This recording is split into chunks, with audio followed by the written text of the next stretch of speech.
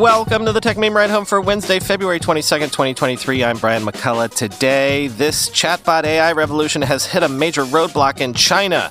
What does it mean if science fiction publications are all up in arms about AI-generated content as well? Spotify has a new AI-powered DJ, Uber has a redesigned version of its app, and why is Microsoft showing you ads for its products on other people's websites? Here's what you missed today in the world of tech. Forgive me for not having thought of this sooner, but now that I see it, it's pretty obvious. This new generative AI revolution, it's not going to fly in China. Sources are telling Nikkei Asia that Chinese regulators have told Tencent, Ant Group, and others not to offer public ChatGPT-like services after state media has been criticizing these chatbots over misinformation in recent days. Quote, tech companies will also need to report to regulators before they launch their own ChatGPT-like services, the sources added. ChatGPT, developed by Microsoft-backed startup OpenAI, is not officially available in China, but some internet users have been able to access it using a virtual private network. There have also been dozens of mini programs released by third-party developers on Tencent's WeChat social media app that claim to offer services from ChatGPT. Under regulatory pressure, Tencent has suspended several such third-party services regardless of whether they were connected to ChatGPT or were in fact copycats, people familiar with the matter told Nikkei. The latest move by regulators comes amid an official backlash against ChatGPT. On Monday, state-owned media outlet China Daily said in a post on Weibo, China's heavily censored equivalent of Twitter, that the chatbot, quote, could provide a helping hand to the U.S. government in its spread of disinformation and its manipulation of global narratives for its own geopolitical interests, end quote. Sources in the tech industry say they are not surprised by such a clampdown, quote, our understanding from the beginning is that ChatGPT can never enter China due to issues with censorship, and China will need its own versions of ChatGPT, said one executive from a leading tech company. An executive from another leading Chinese tech player said that even without a direct warning, his company would not make use of ChatGPT. We have already been a target of the Chinese regulator amid the tech industry crackdown in recent years, so even if there were no such ban, we would never take the initiative to add ChatGPT to our platforms because its responses are uncontrollable, the person said. There will inevitably be some users who ask the chatbot politically sensitive questions, but the platform would be held accountable for the results, end quote. Yeah, it's funny. Here in the West, the big criticism of these AI bots is that they're not always accurate. They don't always tell the truth.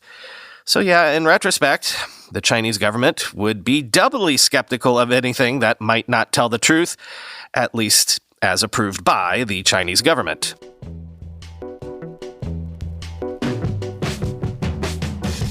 Well, since we're here, several more AI stories for you.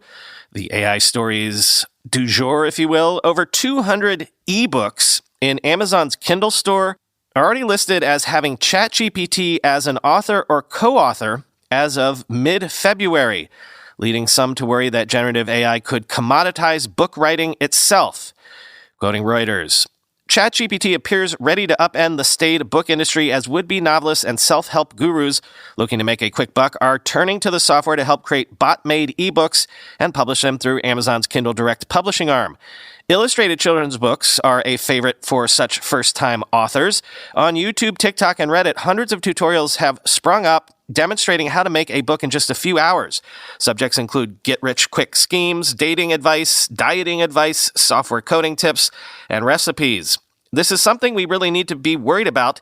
These books will flood the market, and a lot of authors are going to be out of work, said Mary Rasenberger, executive director of writers group The Authors Guild. Ghostwriting by humans has a long tradition, she said, but the ability to automate through AI could turn book writing from a craft into a commodity. There needs to be transparency from the authors and the platforms about how these books are created, or you're going to end up with a lot of low-quality books, she said.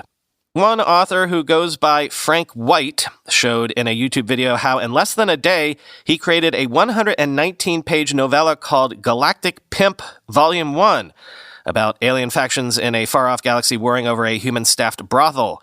The book can be had for just $1 on Amazon's Kindle ebook store. In the video, White says anyone with the wherewithal and time could create 300 such books a year, all using AI.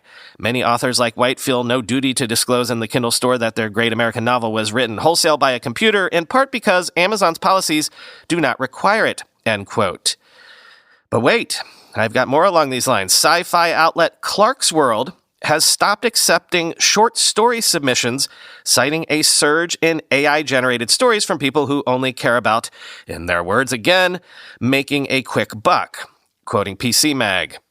The magazine announced the suspension days after Clarkesworld editor Neil Clark warned about AI-written works posing a threat to the entire short story ecosystem. At the end of last year, the sci-fi publication encountered a rise in plagiarism as AI-powered chatbots gained the public's attention, Clark wrote in a blog post. Since then, Clarkesworld has seen a massive spike in short story submissions, but much of the writing appears to come from humans relying on AI tools to pump out the text. In his post, Clark declined to specify how he detected the AI-generated writing, saying he had, quote, no intention of helping those people become less likely to be caught. Nevertheless, he said, the alleged AI-based works show some very obvious patterns. What I can say is that the number of spam submissions resulting in bans has hit 38% this month, he said. While rejecting and banning these submissions has been simple, it's growing at a rate that will necessitate changes. To make matters worse, the technology is only going to get better, so detection will become more challenging, end quote. Hence, the AI-generated writing threatens to hinder legitimate human-written works from reaching the prestigious sci-fi publication. Currently, Clarkesworld has a policy against any stories co-written, written, or assisted by AI at this time, end quote. AI-generated writing is likely flooding the magazine because it pays 12 cents a word for each short story accepted. From what I can tell, it's not about credibility, it's about the possibility of making a quick buck. That's all they care about, Clark wrote in a tweet, end quote. The idea that science fiction writing would be at the bleeding edge of disruption by artificial intelligence, is almost too on the nose for a 2023 headline, don't you think?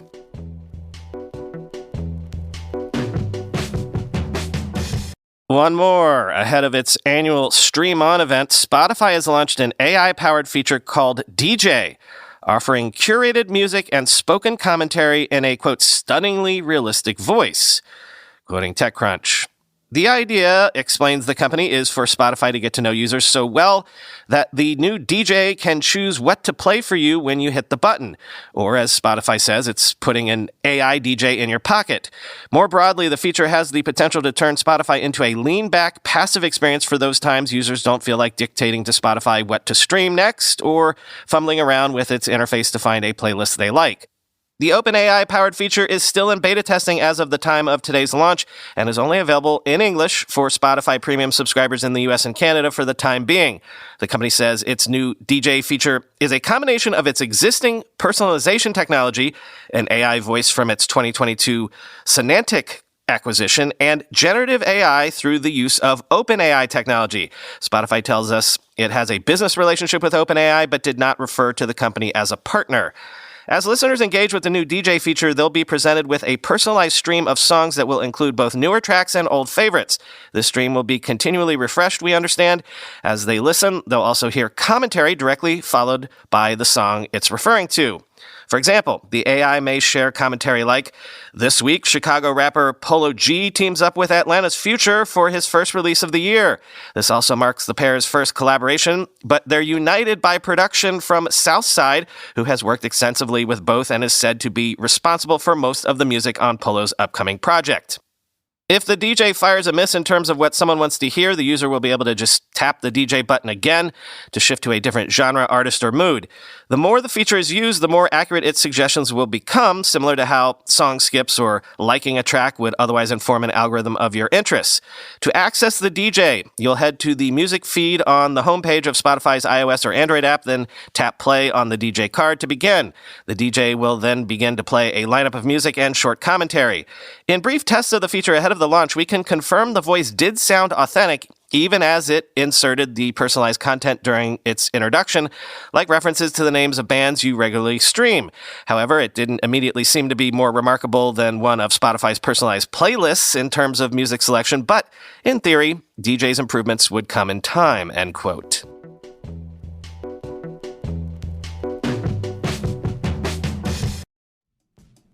If you own a small to medium-sized business that kept employees on payroll through COVID, you may have a big cash refund waiting for you. The Employee Retention Credit is a tax credit of up to $26,000 per employee. And now more businesses than ever qualify. The experts at RefundsPro.com specialize in cutting through the red tape of qualifying for this government program. Most of their refunds are over $100,000. Even businesses that have received PPP funds may be eligible. And there are absolutely no fees unless you receive a refund, so there's no reason not to apply. If your business experienced shutdowns, limited capacity, supply chain challenges, or reduced revenue due to COVID, you likely qualify. RefundsPro.com has already helped hundreds of businesses, so don't lose the refund you're owed by missing the deadline. Get started today with a free 5-minute questionnaire at RefundsPro.com. That's refunds with an S, pro.com.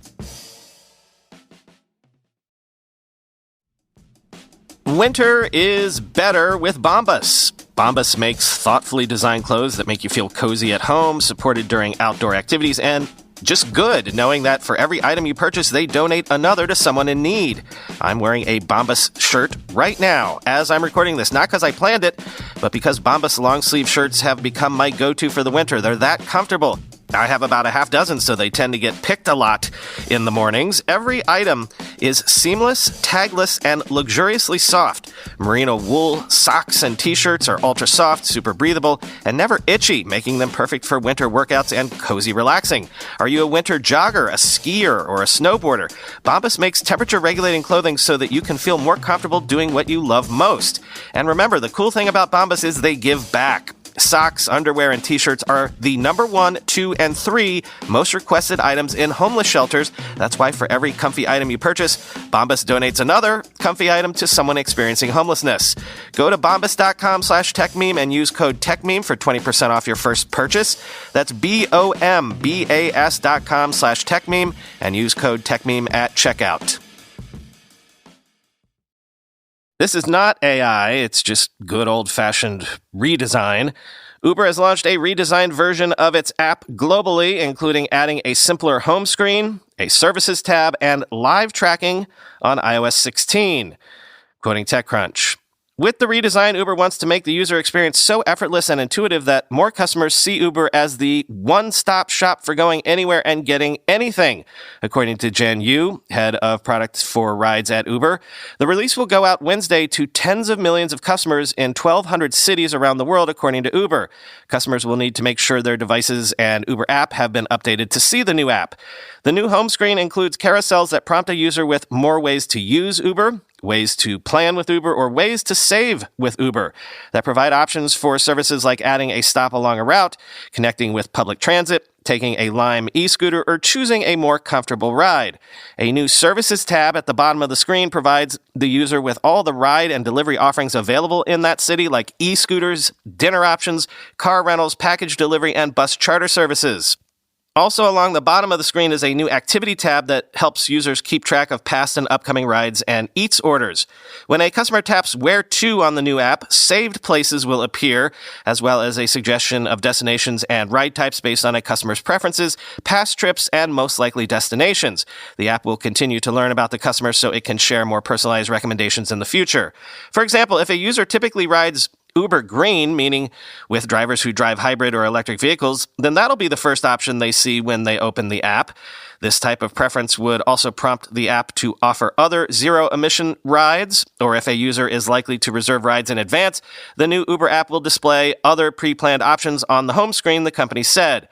iPhone users running iOS 16 or later can track their rides all on the lock screen without having to open the Uber app via a dynamic island, which is basically a little bubble that displays content that's running in the background. Today, users get notifications on their lock screen when a driver is on their way or close to a pickup. The dynamic island will continuously run information like vehicle details, including driver photo, vehicle license plate, vehicle model, and vehicle image, latest ETA information, and trip status. iPhone 14 Pro and Pro Max users will also be able to access the dynamic island, but only when the phone is unlocked. It'll show up across the top of the phone's screen and remain there even when a user is engaged with other apps. Uber said live tracking and dynamic functionality will be available in the Uber Eats app as well in the coming months, and that the company plans to roll out a similar feature for Android customers in the coming weeks, end quote.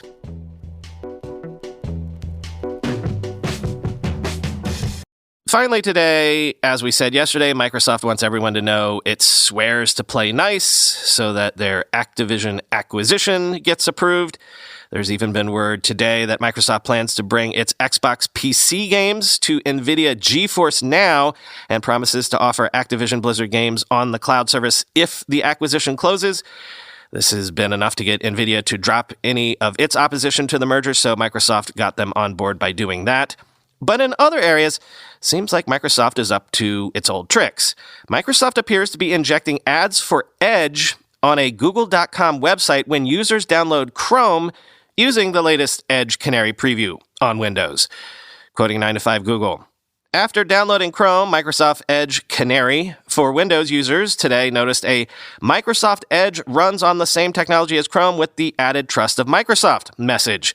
The banner appears underneath the address bar and critically looks to be part of the google.com/Chrome address.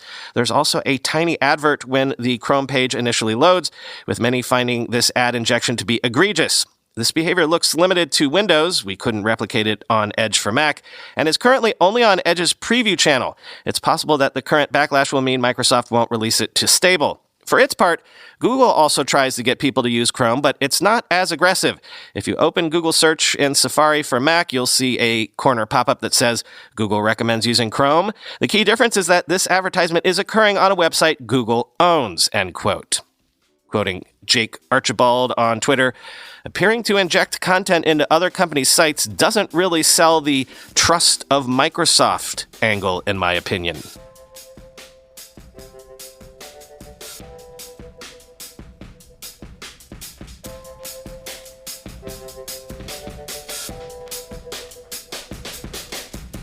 Remember when this show was literally the ride home show? Like before COVID times, I would release this show at 4 p.m. Eastern every day.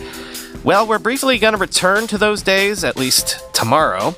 I have a doctor's appointment late in the morning tomorrow that I couldn't reschedule, so I'll try to do what I can before I leave for that, but I don't expect to really get started working on the show in earnest, and certainly not recording until at least noon, which is when I've usually been dropping the show these last few years. So, tomorrow at least, expect the show to drop several hours later than normal, but we'll be back to our regularly scheduled programming on Friday.